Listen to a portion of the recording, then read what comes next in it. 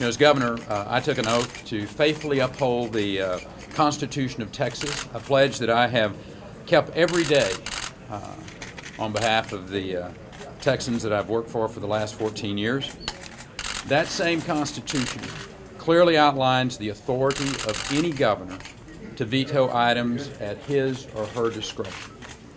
I'm here today to restate the lawful constitutional authority of a governor to use his or her veto authority.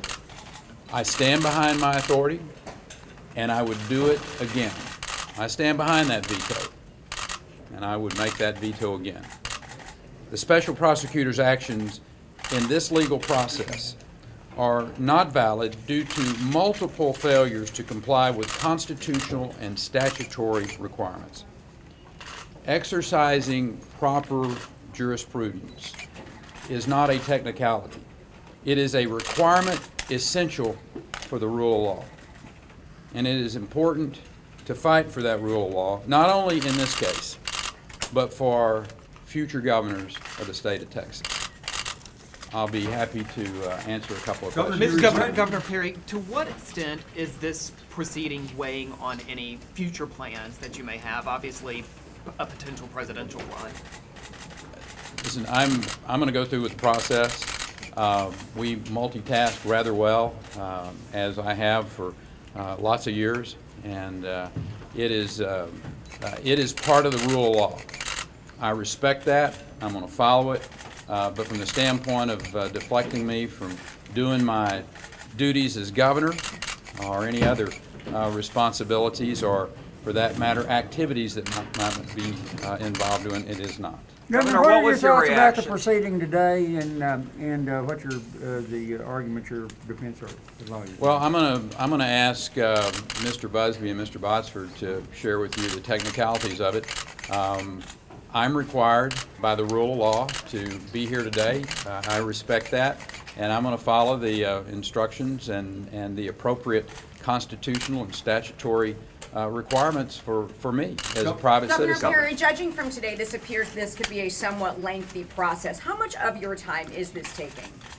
Well, again, I'm able to multitask pretty good. So the question is, am I able to get my work done, which I am. Over the last 6 months, we've had multiple issues of pretty major size and scope to deal with, whether it was securing the border of Texas and Mexico with our law enforcement and our National Guard troops, or whether it's been dealing with the issue of Ebola. So I think we have handled all those rather well, as we have this legal proceeding that's going on. So I don't have any question about being able to multitask and to get things done. With that, let me ask you, what was your reaction today about? Okay, before we begin, I think we all saw in the court that Governor Perry, along with Tom DeLay, are being treated a little bit different. And you should be asking those questions. Why? Why in 16 years have they created special folders for only 2 people, Tom DeLay and Rick Perry? That's the question you should be asking. That's the question that we're asking. This has been a comedy of errors from start to now, and I'm just here to tell you it's not funny. This case should have never been brought. It should not proceed any further than this. And Governor Perry should go back to his business of governing this state and continue the success the state has had. I'll take a few questions. And Tony, what was Governor Perry's reaction when he heard about that they only had a cause number for him and Tom DeLay? What did he say to you? I don't think, you could ask him that. I would tell you this, in light of how this has progressed from the beginning until now, although many of you were surprised, I'm not so surprised. And I would remind you, how did the Tom DeLay case end? How did that case end? All right? Nobody should be put through that in a case that has no merit. Whether you like Tom DeLay or don't like Tom DeLay, it shouldn't take you years to be vindicated in a prosecution that should have never been brought. Question. Why do you think they created those special folders? Why don't you go ask them why they created a special folder? Why didn't But you why just do go you up think? to the window to find the file? Why was a FOIA, which is not even the State Open Record Act, why was that filed to get the records? Why not just walk up to the window? We did walk up to the window. We didn't get any records. They were sitting on someone's desk. I guess we didn't know who to ask. Are you saying that none of you on your legal team knew the correct person to ask to get the documentation of the oath of office? Are you serious? We asked everybody at the district clerk's office. They weren't with the district clerk. They were sitting on someone's desk. But you've dealt with visiting, I mean, we've got a roving judge, we've got sort of roving case files, we've got, No, we don't. No, there's a central place you file. It's in the Constitution. It's in the statute. There's a central place you file documents. Mr. Busby, You put a file stamp on them, you put them in the file so everybody knows where to go to get them. That's how it works. but This- you none never of this. came up to the court coordinator. David Bosford came up to the court multiple times and reviewed the files, and those documents were not there. The documents David, were not there. I obtained a complete copy of the grand jury file on April 8th, 2014, right after I was retained. I have a receipt for it. All those documents had previously been disclosed to the judge and Mr. McCrum. And the documents that came into evidence today that had not been file stamped and that are still not file stamped were not there in April of 2014, and they were not there as of October 3rd, 2014, when we filed our writ, and they were only found by Virginia in a non-public file after we filed the motion. Are you gentlemen suggesting that there is a conspiracy involving grand jurors, the prosecutors involved in this case, the staff at the district clerk's office, and I don't know if I'm losing out, then We're not host of people. Look, we're not accusing or suggesting anything. We're asking you to ask those questions to the people that know the What do you answers. think the answer is? All I know is what I just heard there. And what The did first that time tell you? I ever heard that they created a special cause number only twice in 16 years was right there in open court. The first time I ever heard that these documents were in the open court misplaced was right there. So- The first time I ever knew these documents existed is after we filed this motion. Okay, so you draw whatever conclusions you But choose you to don't draw. think Why that's weren't these happenstance? questions You think that's raised done on purpose? when he was presenting the case to the grand jury? If you could not find his oath of office, that would be the time to raise it, right? I don't think that's right. I think the law says you raise it at the trial court level, which is exactly what we're doing.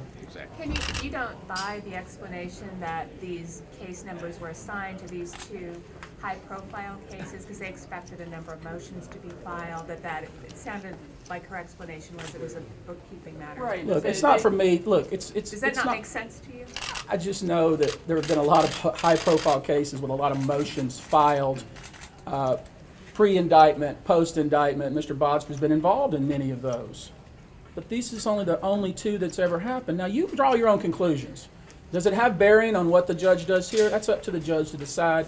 I'm simply, you heard it when I heard it, right there in the court. But What's the harm is to there your any client? harm in having a case number? What Yeah, what is the one? you know, Is what the- would be the damage to a person who has a case Let number? me ask assigned you to something. their Let me ask court? you. I'm just asking. Let me ask you. I don't know. Let's say that you're one of two people that ever had a special file created for them.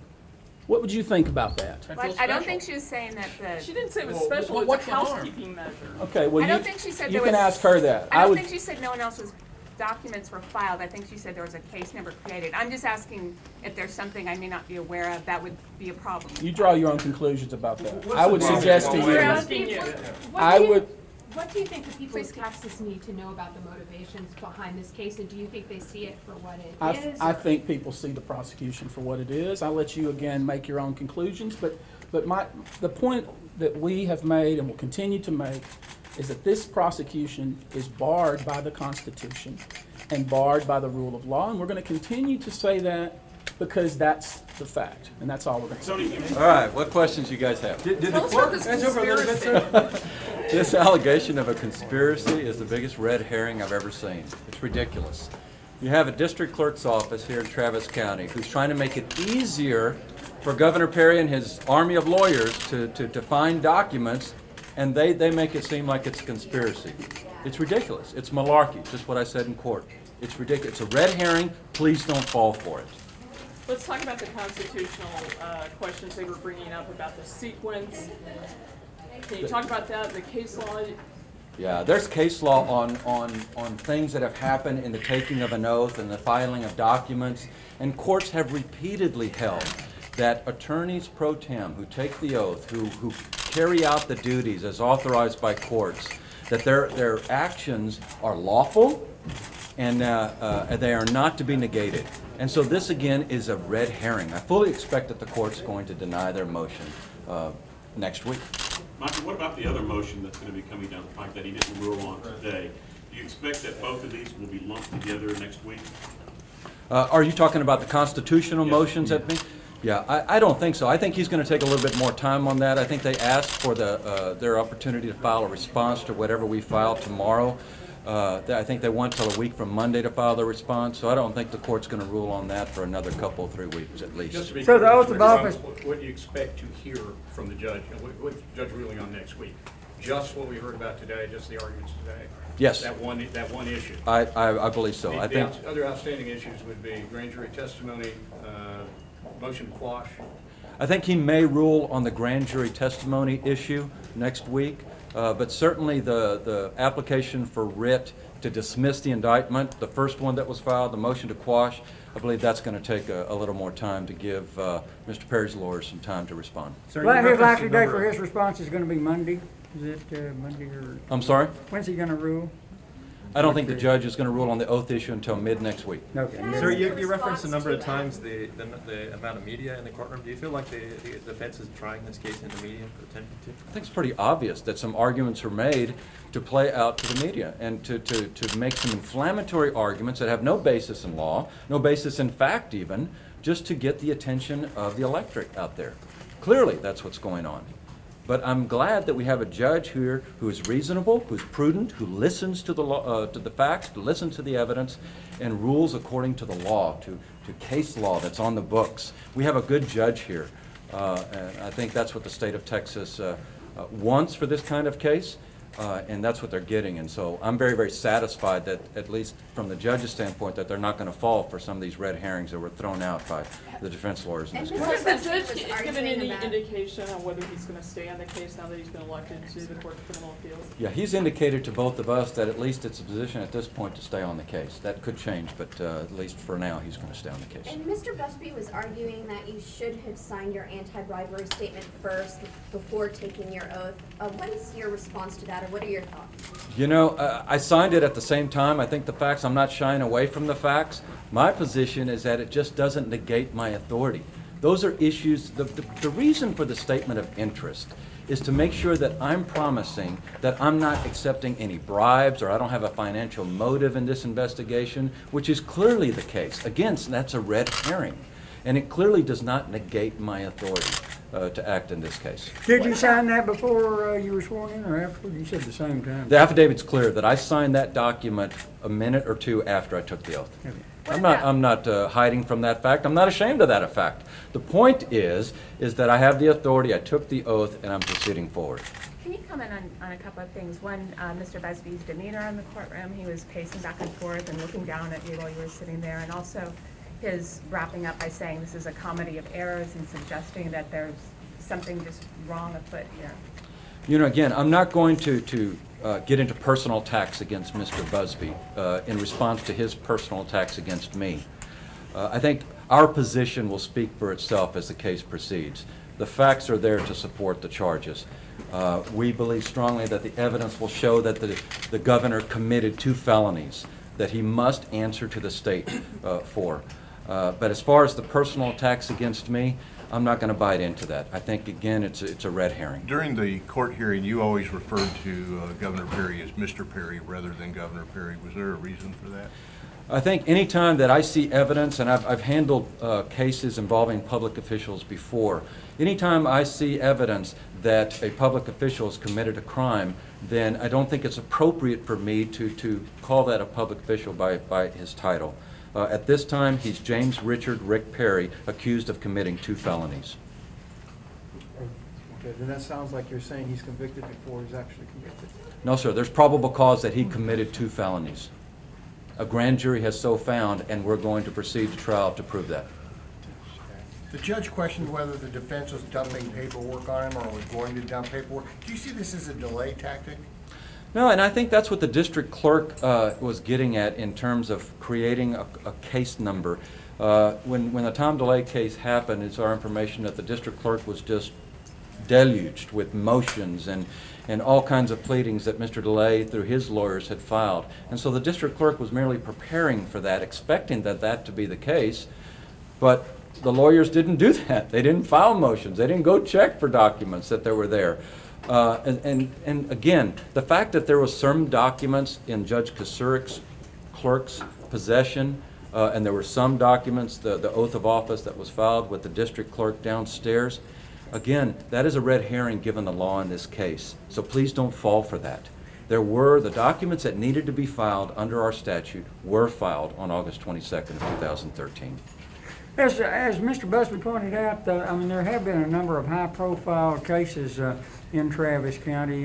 To you, how unusual is it that there are cause numbers only for those two? I mean, I don't think it's unusual in the sense that of what the clerk's office expects to get in terms of the quantity of paperwork that's going to be filed and the interest. Look, my gosh, look how many persons from the media we have on this case. I've handled a lot of high-profile cases, but this is quite a big number. I think the district clerk's office appreciated that same thing, and so they wanted to make it easier for people to find documents. This is so amazing that the clerk's office in this county did its job for trying to make it easier on Mr. Perry and his lawyers, and now they're getting bullied for their actions that they did with good faith. It just amazes me. That's the tack being taken.